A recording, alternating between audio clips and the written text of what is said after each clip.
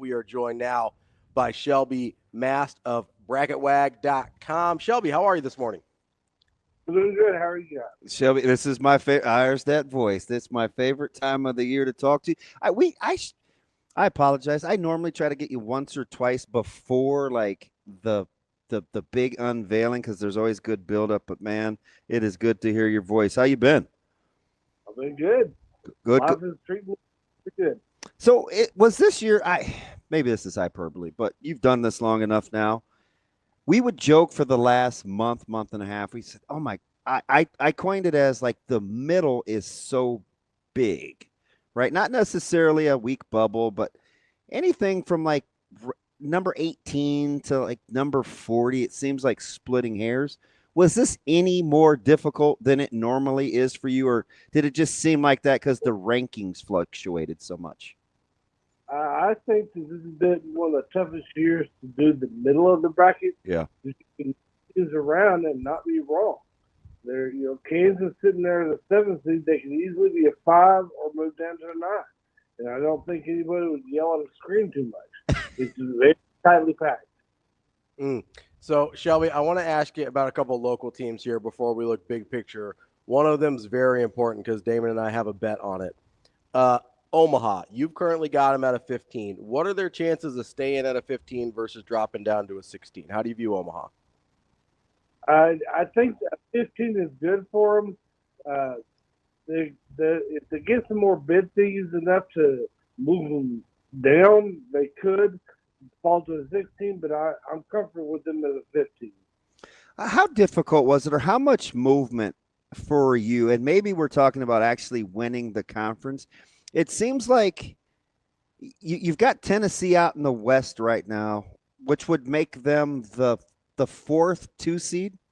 Am I reading that right? They're second. My city's list is down below. They're in the Oh, I got it. Okay. So the closest to be able it seems like if St. John's were to win the Big East tournament, can they move at all, or are they basically just going from an 8 to a 5? I think their resume is not indicative of where they should be. They should be below. Yeah. But I think the committee is going to smile on them if they win their Big East tournament. I think the 2 seed feels right, and them and Kentucky and Texas Tech are going to block for that spot. Interesting. I'm going to ask you about Kentucky. How hard were they for you to kind of cap/seed? They've been difficult because they've got some really stellar wins, but then they've got a bunch of losses.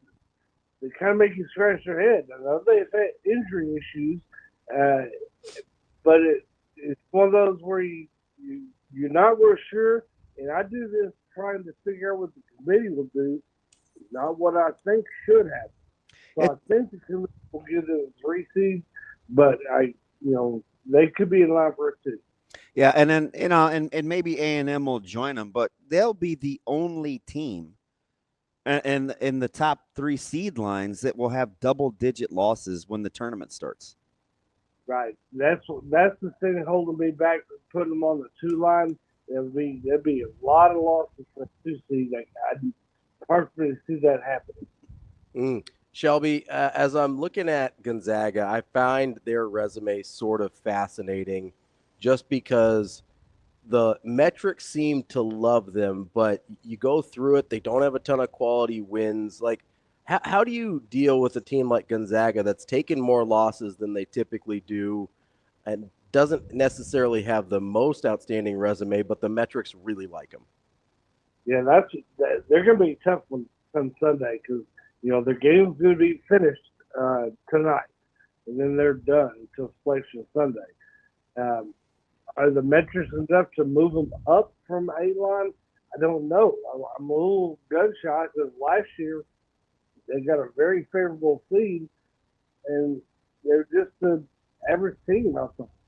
But this year they've got some good stuff, nothing real bad, but the metrics paint them as an 8th overall team, and the NCAA is their baby, the net, and so are they going to move up just because they're 8? I don't know. All right, Shelby. Now, full disclosure, I am traumatized as a Carolina fan, and it's Caleb Love. But I still don't understand. I think they're top 13 in the net, Arizona. They're top 16 in Ken Palm. But when you watch them play, I think they're tougher than Kentucky, in my opinion. The metrics love them, but I watch them play basketball, and I think they're not very good. Yeah, they're some nights they're really good, and some nights just average. So put those two together and trying to figure out what the committee will do. They're going to probably be in the 4 or 5 line. It's incredible. It just depends on what the committee decides. Shelby, want to ask you about Creighton here. They currently are in that dreaded 8-9 spot that so many fans want to avoid. Is there any chance for them to move off of that, either from a 7 or all the way down to a 10? There's a chance. I don't know who they play the first round of their tournament, but if they were to lose that opens the door for them to drop. But to move up to a 7, they probably have to get to the conference tournament final. Shelby, what about a team? We were going through the odds to win the Big Ten yesterday, and I get it. There's a little love for teams like Illinois who are talented, but haven't quite peaked, or a team like UCLA who may be undervalued. When you look at a team, I'm going to give you 3 because they're all kind of similar in terms of their room for upsets. Who do you like, and in terms of how they're built, between Purdue, Wisconsin, and UCLA? Boy, you could put them in a hat and just pick one out. That's the way it seems. Yeah, it is. Purdue has outdone themselves this year. I didn't think they'd be as high as they are, but they've, Zach Edey's gone pro, and now that they've got a nice team. Wisconsin is another one that had some good wins, but then some head scratcher losses.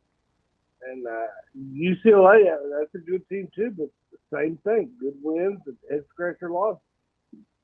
Shelby, as you kind of look at this bracket compared to previous years, at least where we think it's going, and I think we have a pretty good idea at this point, how does the top of the bracket in terms of strength compare to previous years? I think this year you've got 7 teams that could end up on the 1 line. And usually we've got probably 3 locks. And, in the other years we've got teams that could move up because of other teams losing. We've got 7 really good teams. Okay, so our 5, 6, 7, is it Bama, Tennessee, and Michigan State? Yes. Okay. Bama, Michigan. Any of those could move up to the 1 line, and it wouldn't be a big deal. How good do you think this year compared to others? Because, Kelvin Sampson, this is kind of what he does. They shoot it pretty well from behind the arc. Is this one of the better offensive Houston teams you've seen? Probably so. LJ Cryer he's a great leader.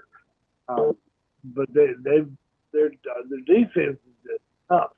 It seems like you're 5 on 7. And their offense is really good. Shelby, as you kind of look down past that, you mentioned the 7 teams that can possibly be a number 1.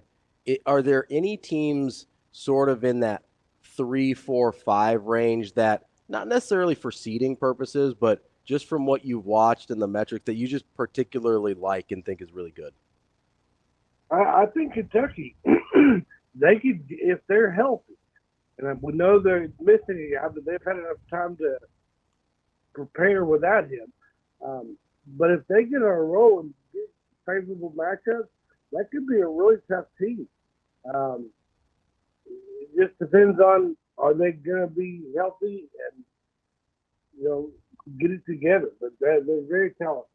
I know the ACC has been hot garbage this year, but any redeeming qualities you like in Clemson? The metrics seem to like them. They got wins over Duke and Kentucky. They just win. That's what they're doing. And I think Clemson, they had a nice run last year, and I think they could do the same this year. If you're looking from top to bottom, in terms of teams that you think can win it, how close is Florida to Auburn and Duke? They're very close. There's not a big drop off at all. Florida is going to be one of the favorites to win it all, and I'm kind of leaning toward picking them, and I'm a Duke guy. Ooh, well, I'll forgive you. That's okay, because we can all kind of laugh at Carolina in this season, even as a Carolina fan. Let me get you out of here on this, Shelby. For teams that are built to make runs in the Big East tournament, it seems like there's some movement. There's some room for movement. I would assume Creighton's floor is a 9. What do you think their ceiling would be? I think if they win the Big East tournament, they could be looking at a 6, but probably 7 is the best they can do, depending on what other teams do. You know, I'm always interested because I always want teams. I don't want to cheer for a team that's on the 8 or the 9 line. All right, so I just but you think they can get to a 7 if they win the Big East tournament? I think they can get to at least a 7. Oh, nice. There you go. That's Shelby Mast, bracketwag.com. Shelby, we appreciate the time and hope you get some sleep after this week. I'm going to try. Thank you. Thanks, Shelby.